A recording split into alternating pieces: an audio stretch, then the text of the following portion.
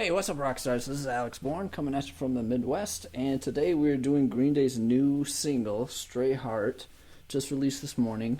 I actually didn't even know that they were going to release a single today, so I'm a little bit behind. Sorry.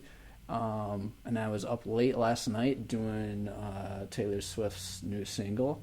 You should check that out if you get the chance. But anyways, let's get started. The guitar doesn't really come in until the pre-chorus of the song. So, guitar players, you have a little bit of time to rest before you come in. And when you do, you're going to start on a G-sharp major bar chord. Okay? So that's the first chord we need. The other chords we need are C-sharp minor. So the G-sharp major, in tab talk, that would be 4, 6, 6, 5, 4, 4, and then the C sharp would be 4, 6, 6, 5, 4. If you need tab, I'll have that up later as soon as possible. And then we also need an A major chord, 5, 7, 7, 6, 5, 5, and then 7, 9, 9, 8, 7, 7. That would be the B major chord. We also have an E major chord later on in the song. That would be 7, starting on the 5th string, 9, 9, 9, all with the 3rd finger. You can get that extra note. That's fine too. And we also need an A minor chord. That A major chord is going to become a minor chord pretty soon. And the way you make it minor is you just take your 2nd finger off the 3rd string. So then it would be 5, 7, 7, 5, 5, 5. A minor chord. So the pre-chorus begins with G sharp major. And the way you want to play this is you want to play this on the ands of the beat. So if we're playing, if our beats are going 1, 2, 3, 4, those numbers are downbeats. You want to play opposite of those. So you want to be like, so if we're going 3, 4, and 1, and 2, and 3, and 4, and. So it sounds like 3, 4.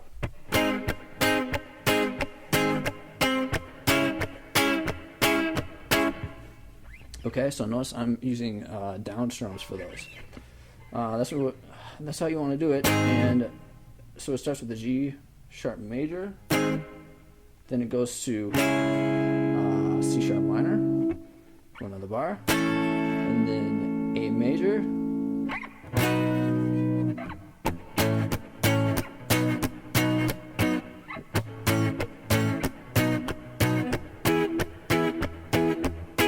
yeah, it's just half a bar for A major, and then half a bar for B major, and then a full bar for E major. And then you go down to G sharp minor, sorry, major again, C sharp minor, A major, and then at the end there you want to use the minor chord. And then after that, the chorus of the song kicks in.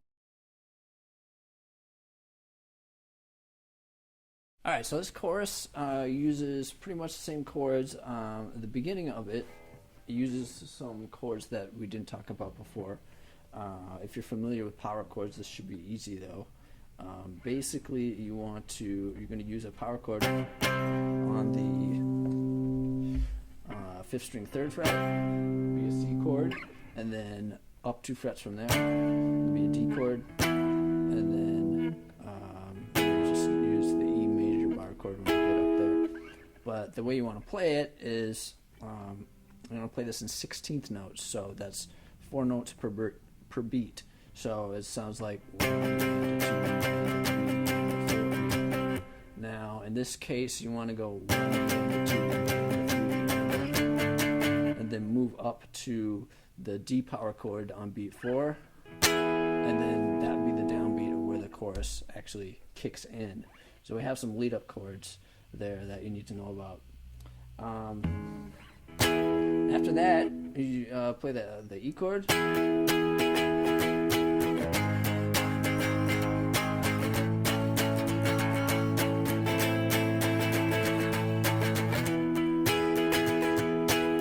So you have a bar of E, you have a bar of G sharp major, and then a bar of A, and then you want to make it a minor. Again, to do that, you take your second finger off the third string, so it'll be 5, 7, 7, 5, 5, 5, and that's the chorus. So it goes.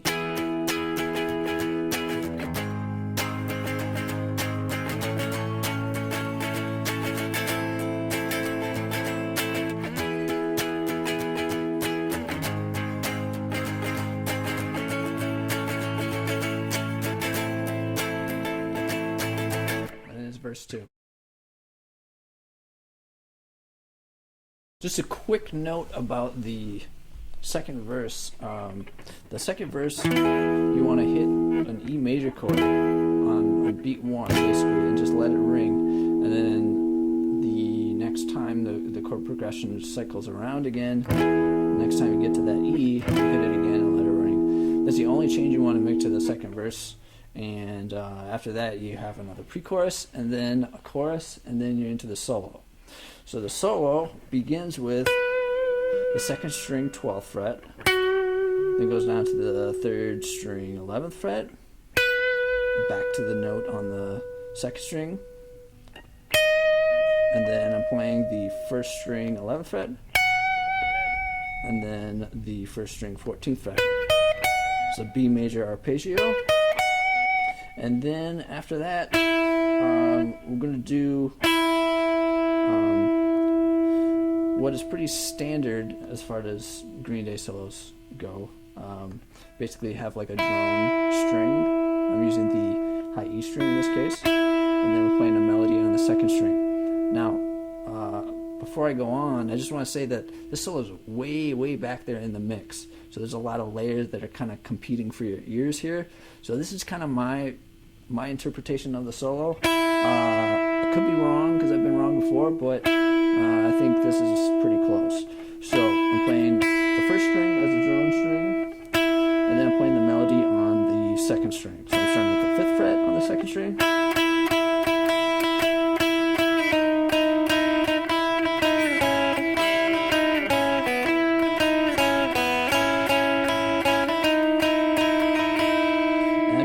Playing between the 5th, the 4th, the 2nd, and the open string, just playing around with that.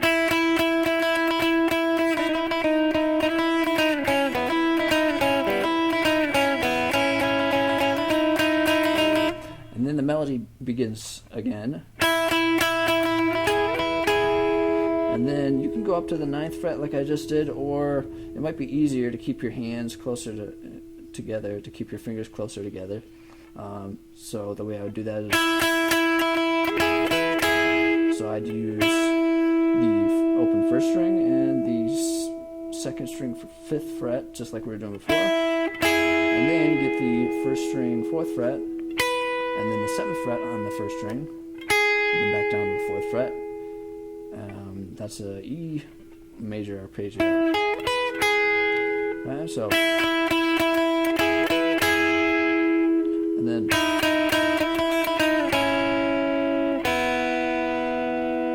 you do the same thing that you did before. Remember the 4th fret, 5, 4, 2, and then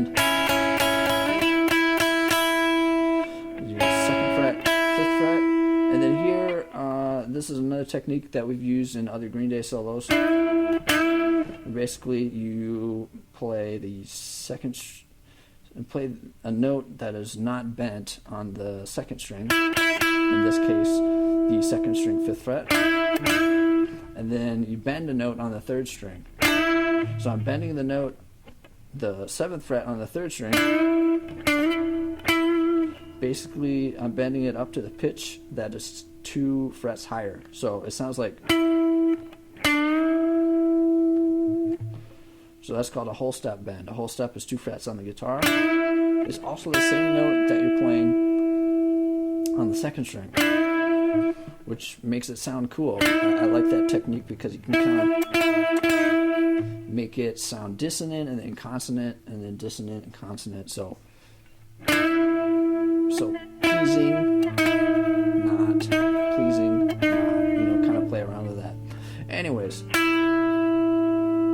get the second string 5th fret, and then move up 2 frets, and do the same technique 2 frets higher. That's the end of the solo. The outro is pretty much the same as the pre-chorus and the chorus. In fact, it's exactly the same in those respects. The only thing that I noticed that was really different about it is instead of at the end when you have that A minor chord, and you go and stop, they extend it by 2 extra bars. So they go 1, 2, 2, and then stop. That's about it. And then it's back to the intro with the bass, bum bum bum bum bum bum bum, and with the addition of the guitar hitting that first chord. So, and the second time around, hit that E chord, and that's the last chord.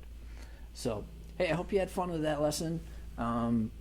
If you have anything to say, anything to add, please shoot me a comment or email or tweet something at me. I'd love to hear from you guys and answer your questions, and subscribe if you don't want to talk to me. At least subscribe. So, and thank you for watching. So this is Alex Bourne saying tschüss.